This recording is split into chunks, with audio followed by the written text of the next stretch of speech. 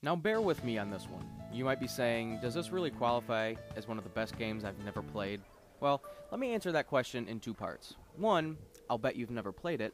And two, yes, it really is that good.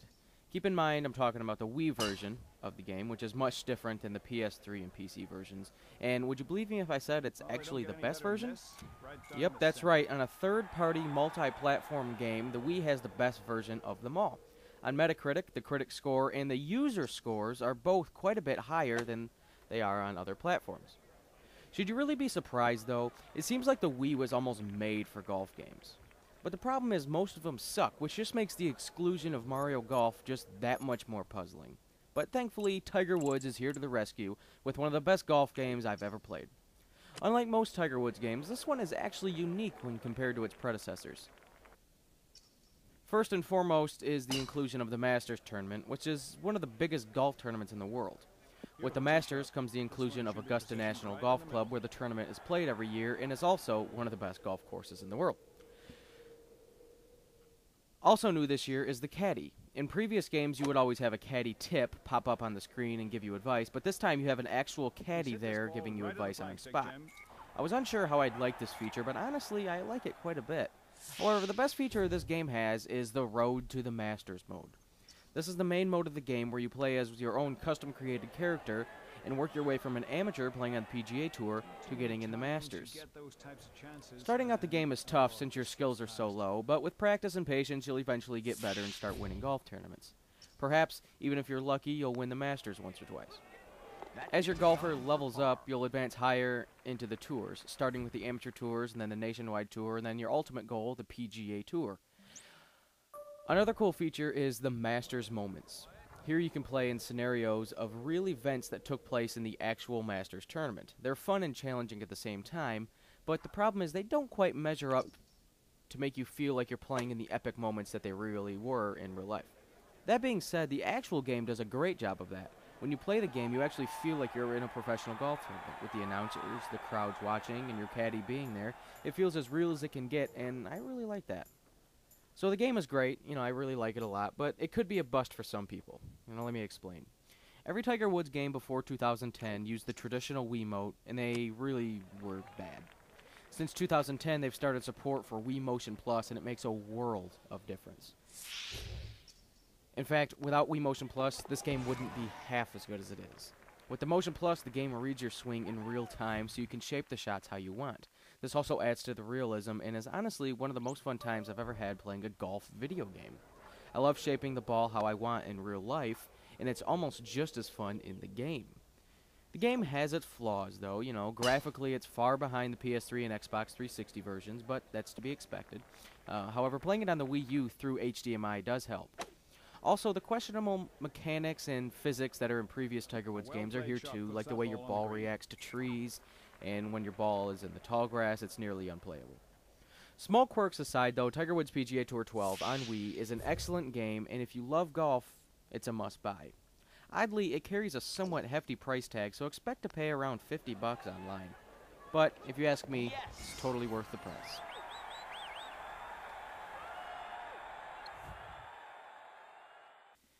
If I could only say one good thing about Dynamite Duke, it would have to be how amazing its cover art is. You just don't see cover art that awesome anymore.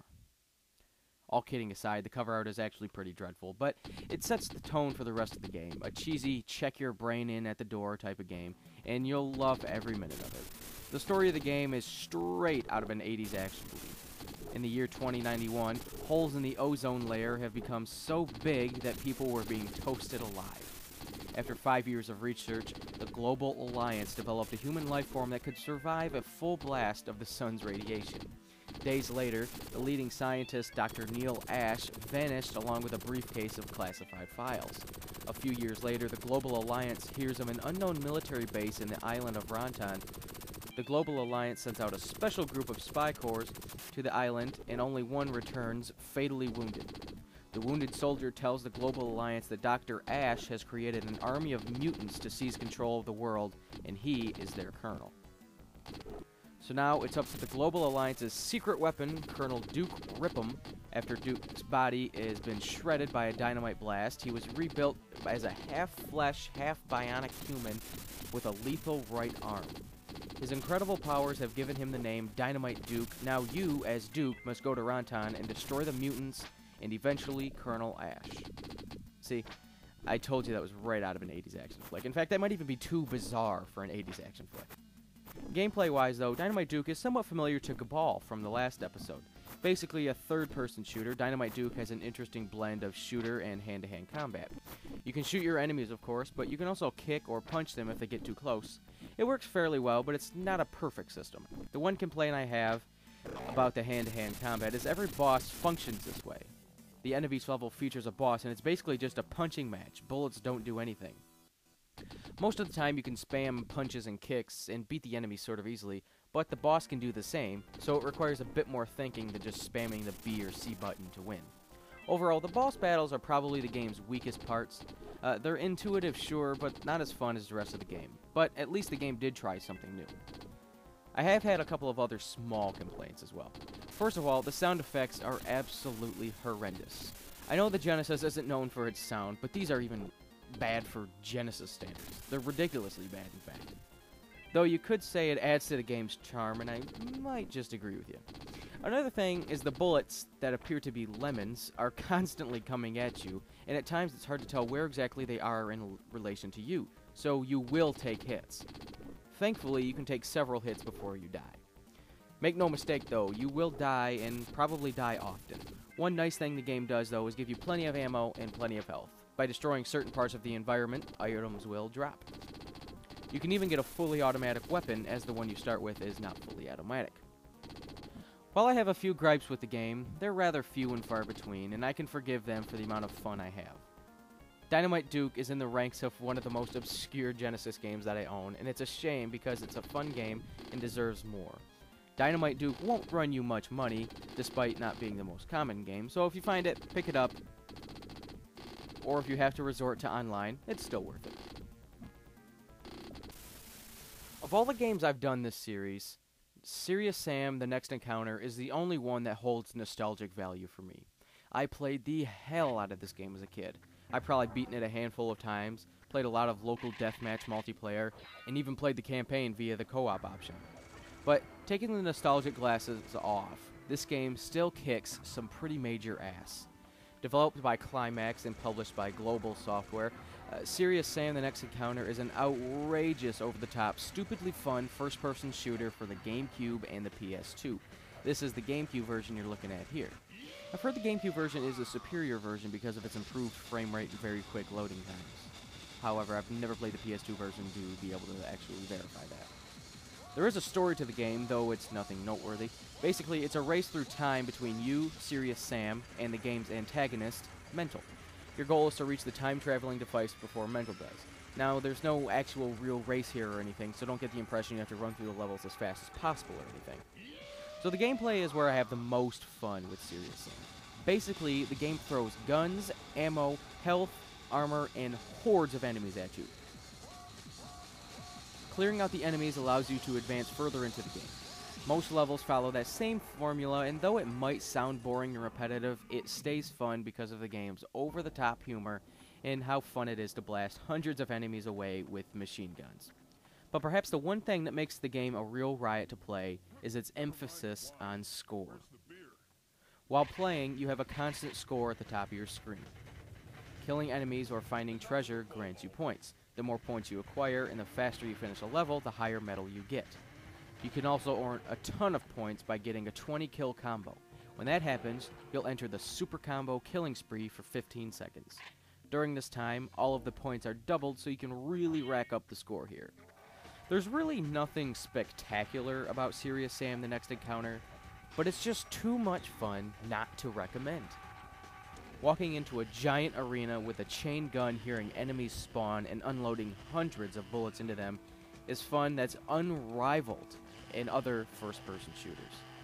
Mix that in with a complete co-op campaign and a fun multiplayer, and you've got an excellent game that you don't want to pass up on.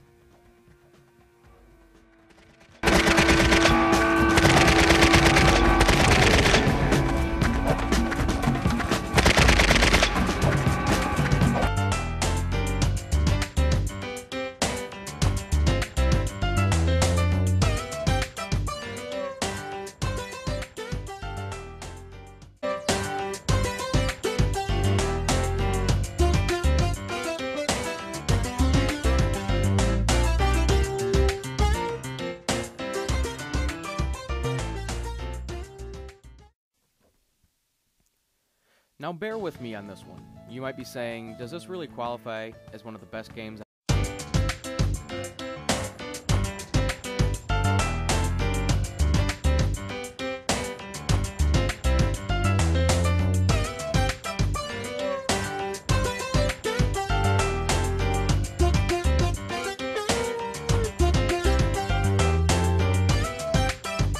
Has the best version of them all. On Metacritic, the critic score and the user scores are both quite a bit higher than they are on other platforms. Should you really be surprised though? It seems like the Wii was almost made for golf games. But the problem is most of them suck, which just makes the exclusion of Mario Golf just that much more puzzling. But thankfully, Tiger Woods is here. I've never played.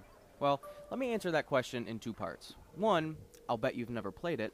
And two, yes, it really is that good.